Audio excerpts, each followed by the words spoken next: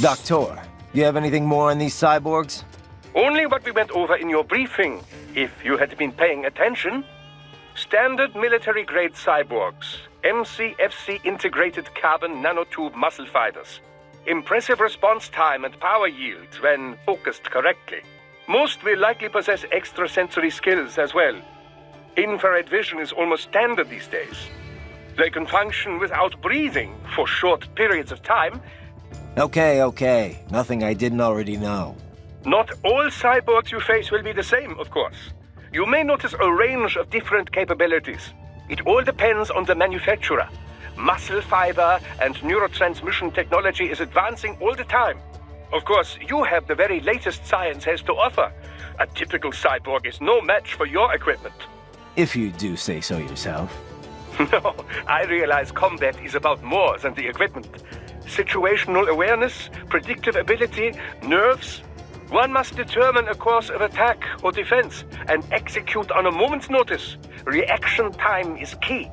Cyborg enhancements do not change that. Agreed. Hey Doc, I'm curious. Can I recharge off any cyborg? Even a non-military unit? Not that I ever would, of course. A pedestrian cyborg? I very much doubt you will encounter any of those on this op. Besides... Against the rules of engagement, I know. Like I said, just curious. In theory, then. No, I would doubt very much that you could. Even from those that opted for complete body replacements due to injury or illness, you know. Though I have heard of some very wealthy clients who wanted to fight the effects of aging. Doctor? Ah, yes, your question. No, extracting MCFCs from pedestrian cyborgs is unlikely. Most non-military enhancements use polymer muscle fiber that is a generation behind yours. Carbon nanotube would be a bit much for anyone who wished to lead a normal life, you know. And polymer systems can be powered by rechargeable electric batteries. Organic muscle fiber, which allows extraction of nutrients from the bloodstream, does exist, but it requires artificial blood for sufficient power output. This so-called white blood requires regular dialysis and was mostly phased out once cyborg technology became mainstream. True, some use cultivated muscle tissue to take nourishment from the body's natural bloodstream. But such systems are more regenerative medicine than cyborg technology. I'm sure you'll agree. Of course, natural musculature or no, if the body is equipped with a ceramic bone structure...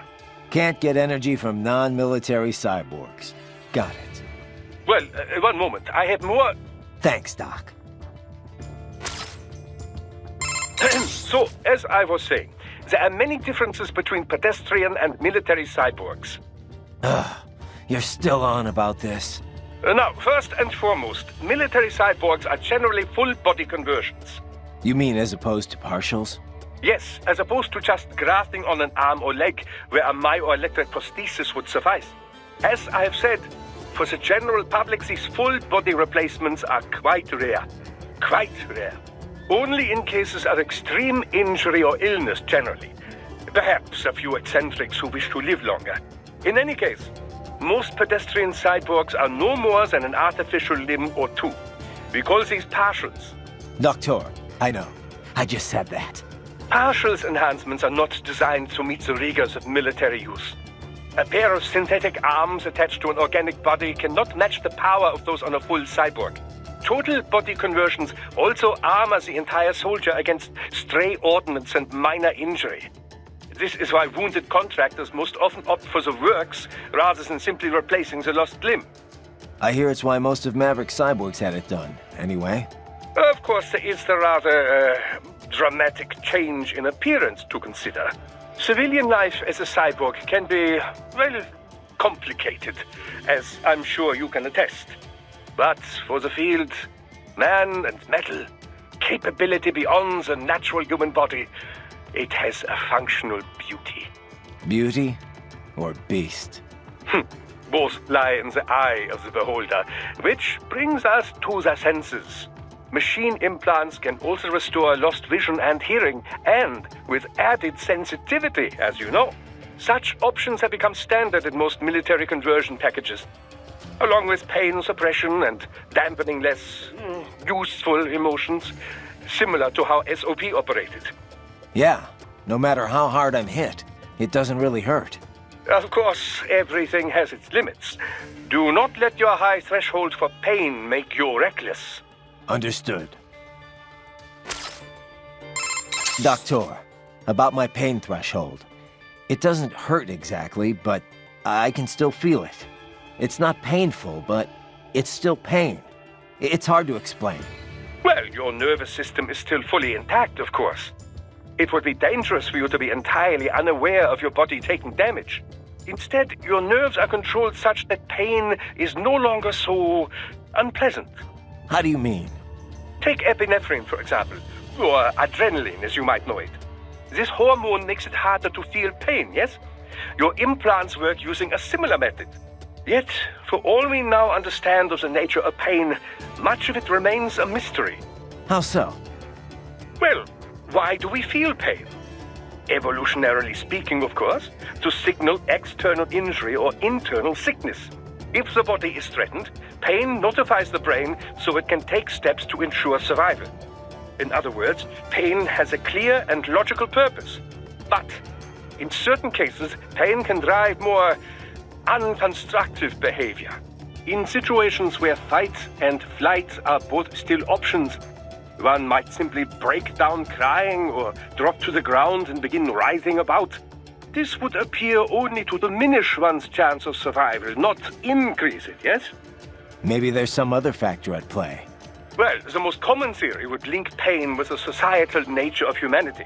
If no friends are close by, then experiencing pain might indeed reduce your likelihood of survival. But if allies are near, these expressions of pain serve as a plea for help. Thus, you are more likely to live. Fear of pain might also discourage one from entering a dangerous situation in the first place. Whatever the reasons, the data clearly shows that survival rates rise directly with sensitivity to pain.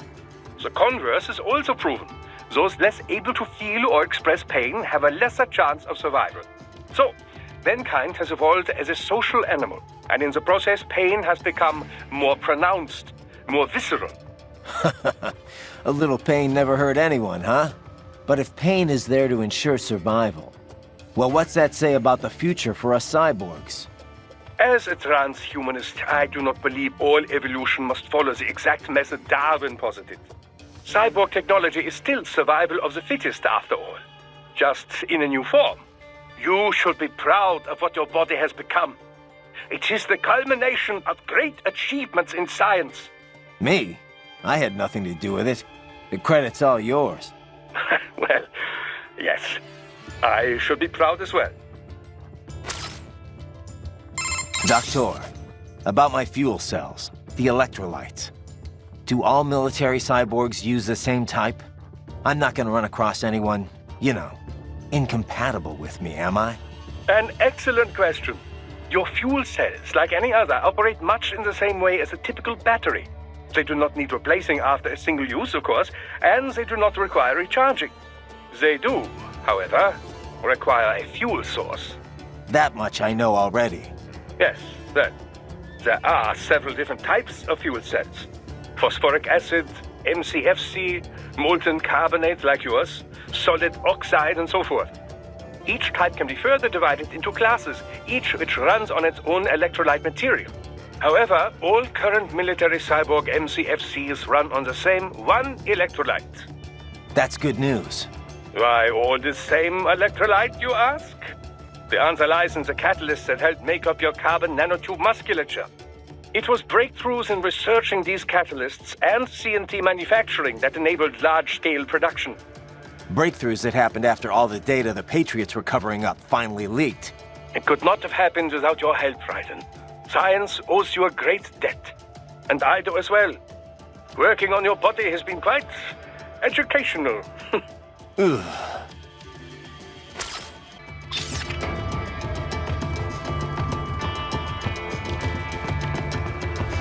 Hostiles in the lower corridor, I see. Try to flank them, or approach from behind.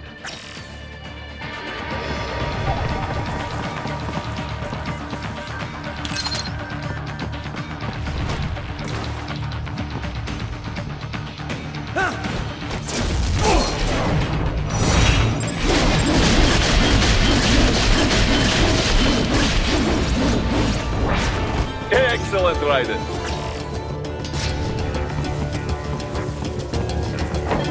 Raiden, take that main thoroughfare. You can use augment mode to see where the enemy is located.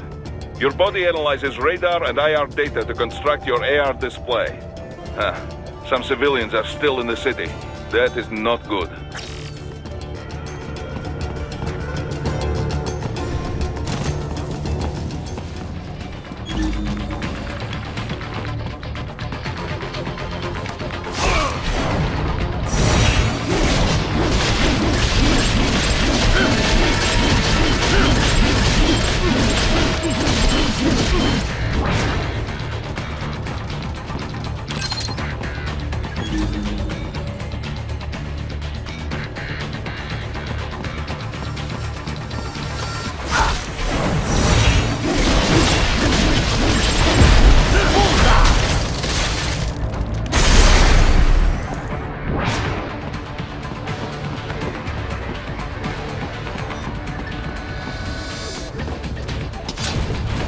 What are you doing here? This area is off limits. What? No, I'm not doing anything. Can we just kill them? It'll be easier. We're supposed to have driven them all away already. So, self-defense, right? Easy. No, please, I have family. Get off! I got him.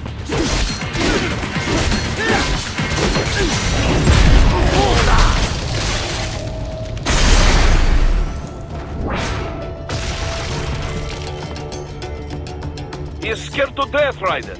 Let him know he is safe.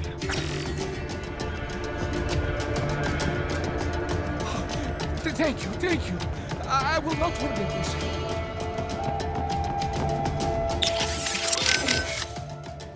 Yes, Raiden. Хорошо. That's one less death today. Now, on with the mission. Ooh, nice work, buddy. In the nick of time, huh? Think there's any more of them here, Kev? Doubt it. It was all-out war over at the palace. Once the evacuation order was issued, everyone should have fled to neighboring towns. Some of the cabinet were caught leaving Sukumi, though, and a lot of citizens got caught up in the crossfire. Some folks probably stayed put. Figured it's too dangerous to do anything else right now. Bad situation. Let's not let it get worse. Keep an eye out for more of them. If they're in a pinch, try and help out. Just make sure you don't hurt them. Got it. Raiden, did you... Yeah. Good thing I got here when I did. I'm, impressed, Raiden. Thanks. Now if you'll excuse me. Huh? Oh, right. The mission.